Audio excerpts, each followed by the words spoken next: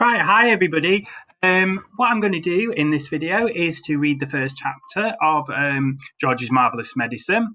So you should have read it at home, but it's worthwhile hearing it again.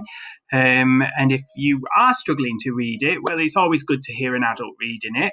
And if you've listened to it, then you can join in with the comprehension. There's no reason why you can't answer the questions if you have heard the story read to you. That is no problem. So I will read it to us. You can follow along as I go. So, I'm going shopping in the village, George's mother said to George on Saturday morning. So be a good boy and don't get into mischief. This was a silly thing to say to a small boy at any time. It immediately made him wonder what sort of mischief he might get into. And don't forget to give Grandma her medicine at 11 o'clock, the mother said. Then out she went, closing the back door behind her. Grandma, who was dozing in her chair by the window, opened one wicked little eye and said, "Now you heard what your mother said, George. Don't forget my medicine."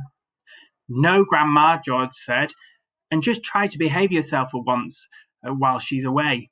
"Yes, Grandma," George said. George was bored to tears. He didn't have a brother or a sister. His father was a farmer, and the farm they lived on was miles away from anywhere, so there were never any children to play with. He was tired of staring at pigs and hens and cows and sheep. He was especially tired of having to live in the same house as that grisly old grunion of a grandma. Looking after her all by himself was hardly the most exciting way to spend a Saturday morning. "You can make me a nice cup of tea for a start," Grandma said to George. "That'll keep you out of mischief for a few minutes." "Yes, Grandma," George said. George couldn't help disliking Grandma. She was a selfish, grumpy old woman. She had pale brown teeth and a small, puckered-up mouth like a dog's bottom. "How much sugar in your tea today, Grandma?" George asked her. "One spoonful," she said, "and no milk." Most grandmothers are lovely, kind, helpful old ladies, but not this one. She spent all day and every day sitting in her chair by the window, and she was always complaining, grousing, grouching, grumbling, griping about something or other. Never once, even on her best days, had she smiled at George and said, "Well, how are you this morning, George?" Or, "Why do you and I have a game of snakes and ladders?" Or, "How was school today?" She didn't seem to care about other people, only about herself. She was a miserable old grouch. George went into the kitchen and made Grandma a cup of tea with a tea bag.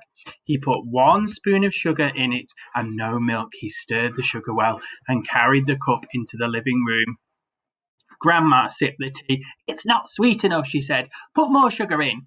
George took the cup back to the kitchen and added another spoonful of sugar. He stirred it again and carried it carefully into Grandma. And there she is with her cup of tea. "Where's the saucer?" she said. "I won't have a cup without a saucer." George fetched her a saucer. "And what about a teaspoon, if you please?"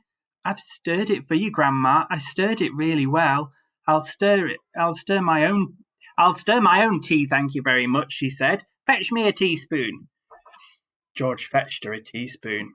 When George's mother or father was home, Grandma never ordered George about like this. It was only when she had him on her own, and she began treating him badly. "You know what's the matter with you," the old woman said, staring at George over the rim of the teacup with those bright, wicked little eyes. "You're growing up too fast.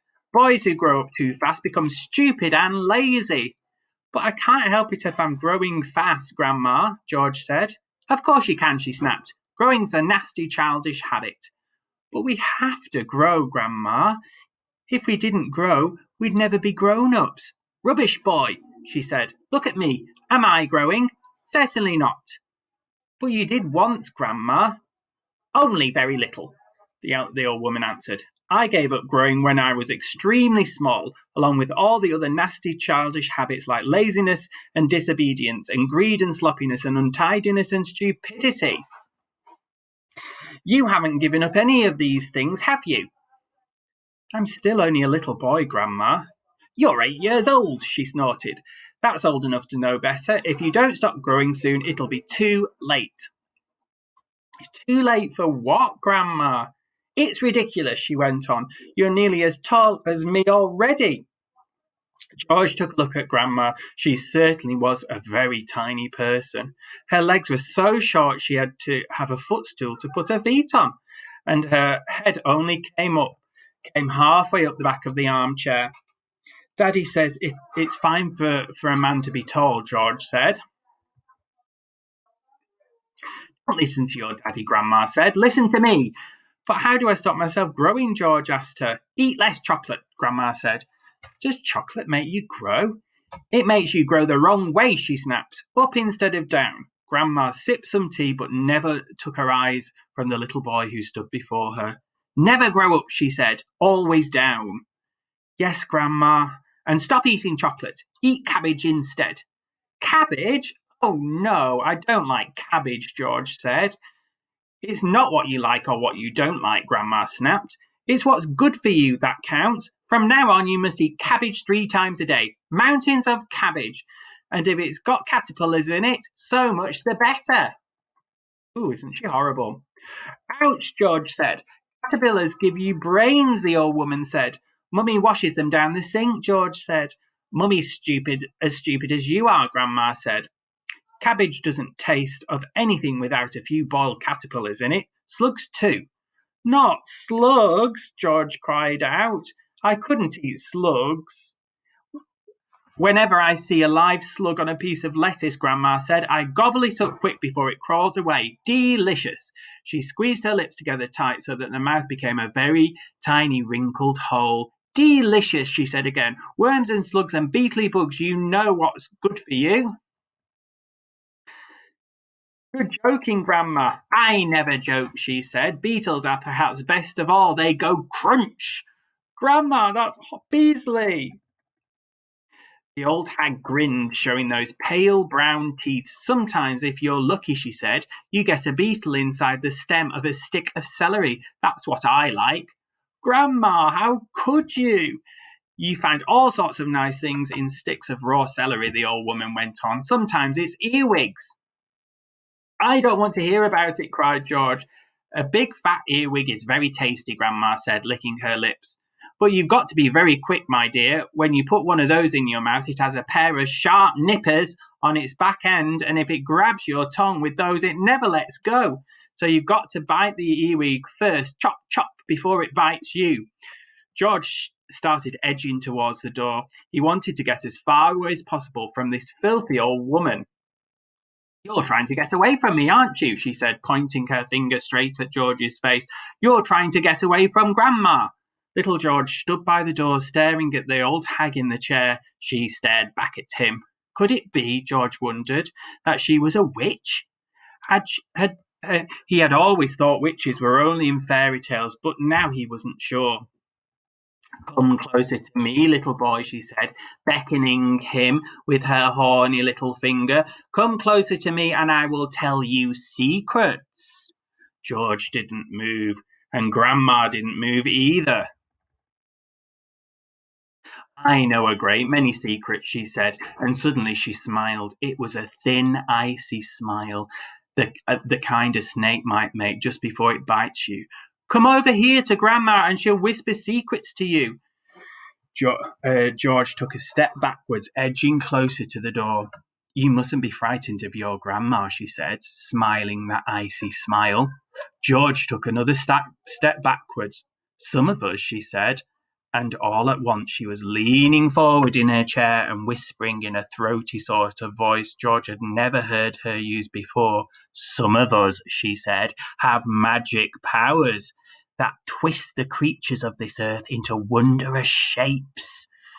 A tingle of electricity flashed down the length of George's spine. He began to feel frightened. Some of us, the old woman went on, have fire on our tongues and sparks in our bellies and wizardry in the tips of our fingers. Some of us know secrets that would make your hair stand up on end and your eyes pop out of their sockets. George wanted to run away, but his feet seemed to stuck to the floor.